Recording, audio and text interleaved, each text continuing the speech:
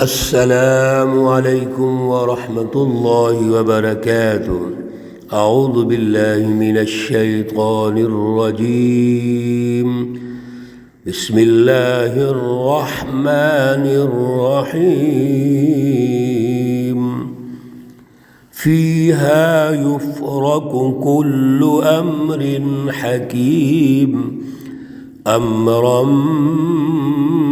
من عندنا انا كنا مرسلین۔ صدق اللہ العلی العظیم۔ اللہم صلی علی سیدنا و مولانا محمد النبی الامی وعلى آلہ واصحابہ وبارک وسلم وصلی علیہ۔ معزز سامعین و سامعات، پارہ نمبر 25 سورۃ الدخان، آیات مقدسہ نمبر 4 تا 8 ہیں۔ اللہ رب العزت ان آیات کا فہم اور شعور عطا فرمائیں اور عمل کی توفیق اور صلاحیت عطا فرمائیں۔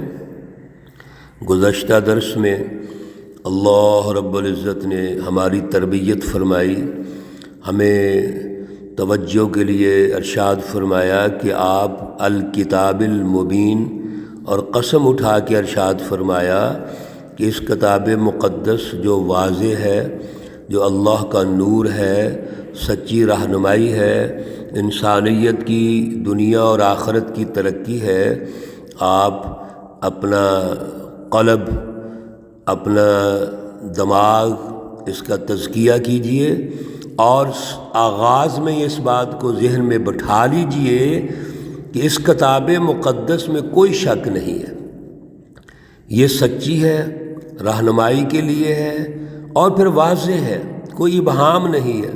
اس کلام مقدس کو لیلۃ القدر میں نازل کیا گیا ہے، یہ لوح محفوظ سے اللہ رب العزت نے آسمان دنیا پر اتار دیا، اور پھر وہاں پر تو ایک ہی دفعہ نازل ہو گیا، انزال ہو گیا، آگے تنزیل ہے، یعنی بتدریج 23 سال میں تقریباً رسول اللہ صلی اللہ علیہ وسلم پر ضرورت کے مطابق نازل ہوتا رہا، حضرت جبرائیل علیہ السلام لاتے رہے۔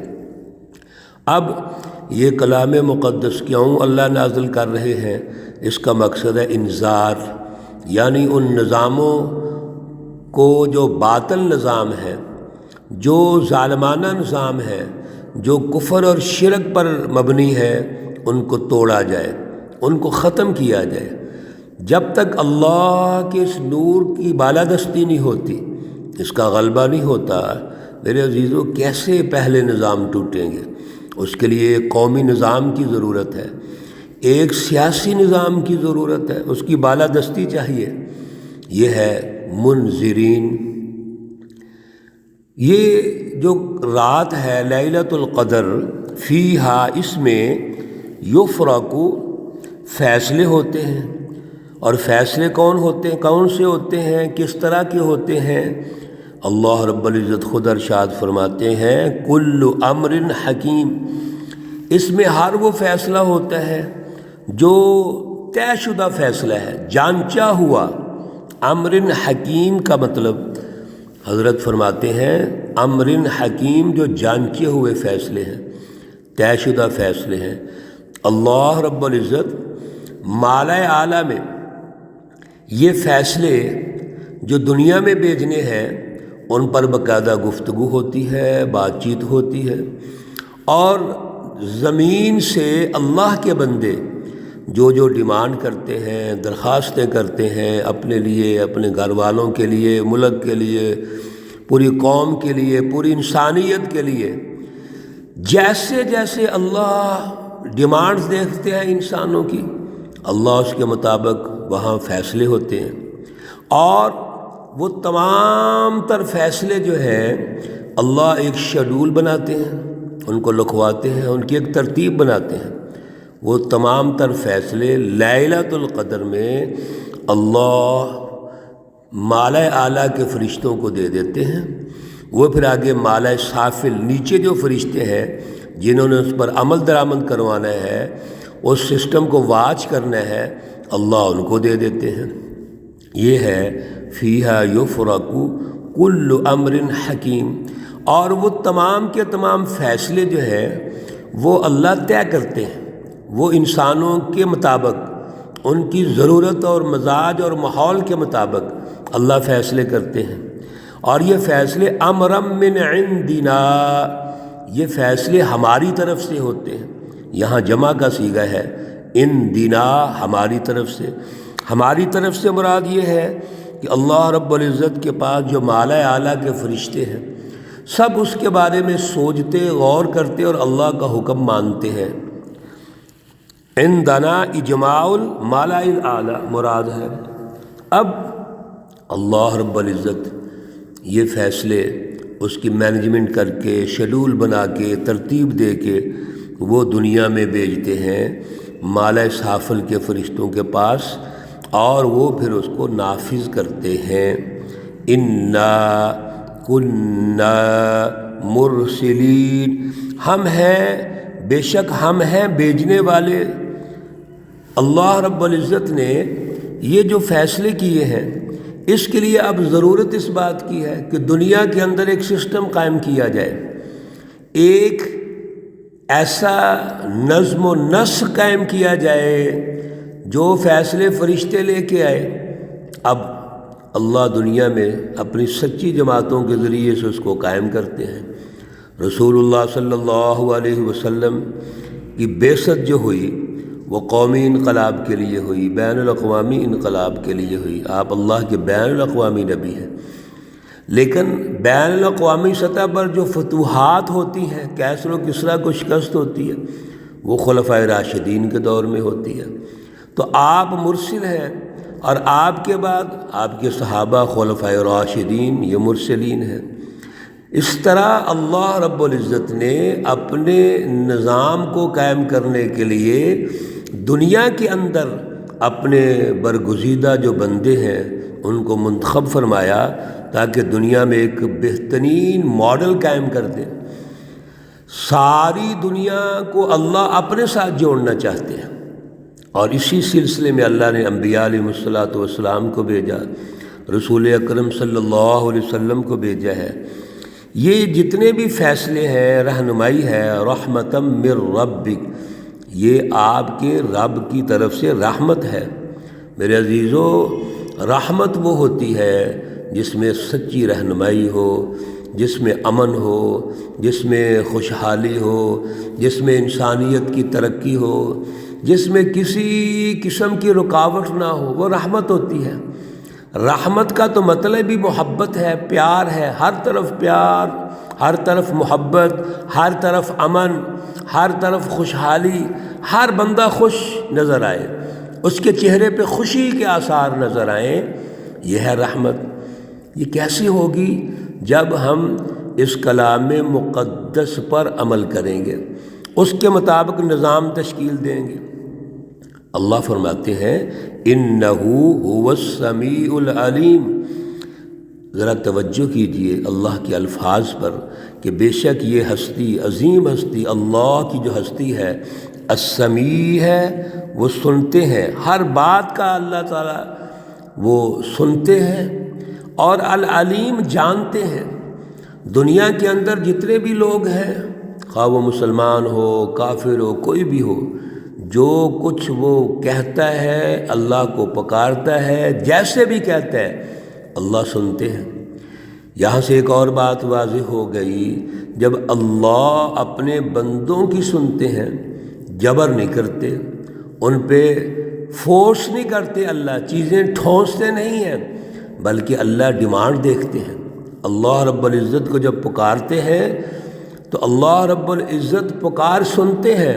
اجیب دعوت الداعی اذا دعان فلیستجیبوا لی ولیؤمنوا بی۔ اللہ رب العزت تو نحن اقرب الیہ من حبل الورید، ہماری شارک سے بھی زیادہ قریب ہے۔ میرے عزیزو، اور کچھ سنے نہ سنے، ہم آواز دیتے ہیں، پکارتے ہیں، کئی اپنے بھی بھاگ جاتے ہیں، لیکن یاد رکھو میرا اللہ سنتا ہے، السمیع ہے، اور سنتا بھی ہے اور عجیب جواب بھی دیتا ہے۔ اللہ رب العزت فوراً اس کا حل بھی نکالتے ہیں۔ اور یہ جو امر حکیم ہے، یہ سب اللہ رب العزت کے فیصلے وہ ہیں جو انسانوں کی ضرورت کے مطابق ہیں۔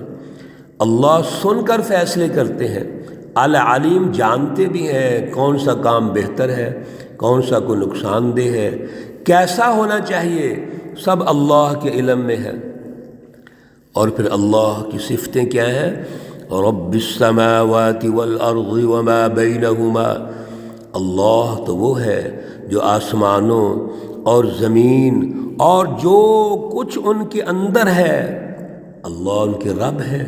جب کائنات کا مالک اور خالق اللہ ہے، ہمارا بھی خالق اللہ ہے، تو پھر اللہ کو پتہ ہے کہ ہماری کیا ضرورت، اور جو ہم نے کوئی ڈیمانڈ کی ہے وہ اللہ نے سن لیا ہے، اور سن کر اللہ جواب دے رہے ہیں۔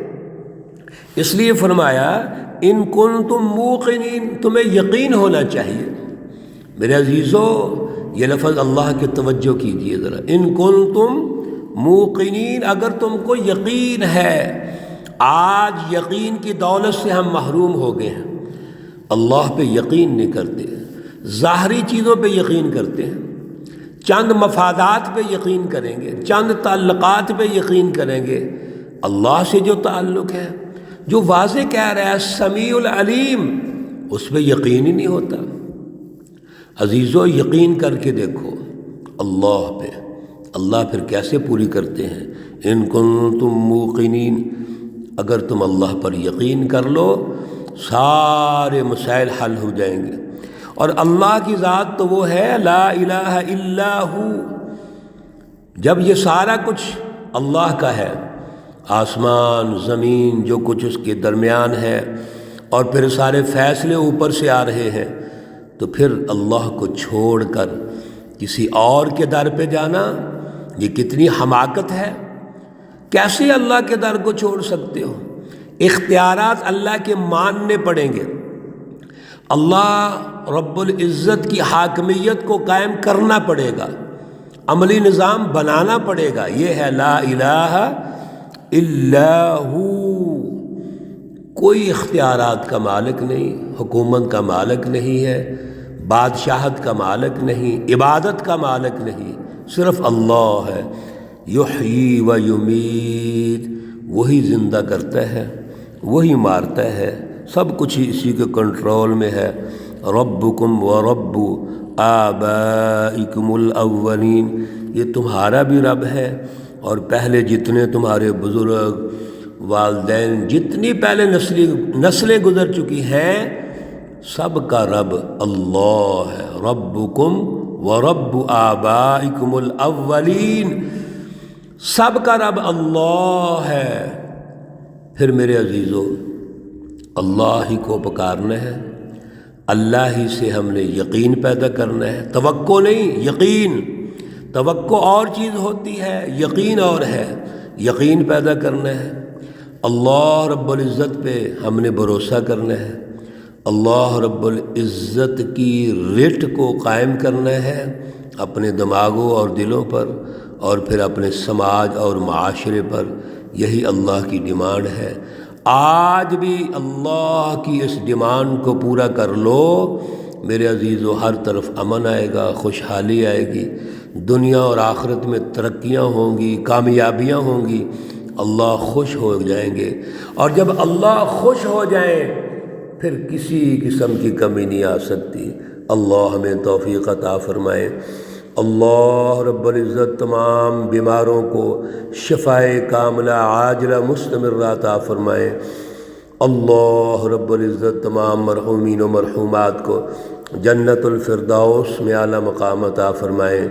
ربنا تقبل منا انك انت السميع العليم وتب علينا انك انت التواب الرحيم، وصلى الله تعالى على النبي الأمي محمد وعلى آله وأصحابه أجمعين برحمتك يا أرحم الراحمين.